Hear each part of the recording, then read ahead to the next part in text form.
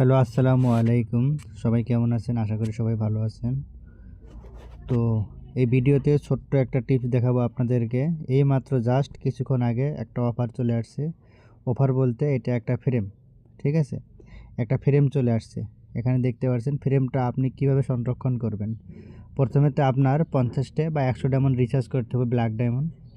Recharge করার পরে এই ঢাকনটা দেখতে পাচ্ছেন, এটা আপনি ক্লেম করতে পারবেন।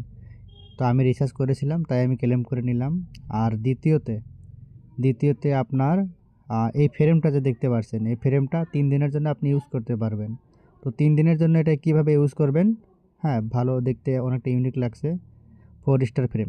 তো 4 স্টার ফ্রেমটা আপনি কিভাবে ইউজ করবেন? তো এটা ইউজ করার জন্য এটা আপনার এই যে দেখতে পাচ্ছেন 777 যে গিফট লাকি নম্বর 777, এই গিফটটা আপনার আপনি মানে কাউকে গিফট করে থাকবেন, ঠিক আছে? কাউকে গিফট করে থাকবেন, ওটা আপনার 5 টাইম কি 5 টাইম গিফট করবেন, 5 বার গিফট করবেন, ঠিক আছে?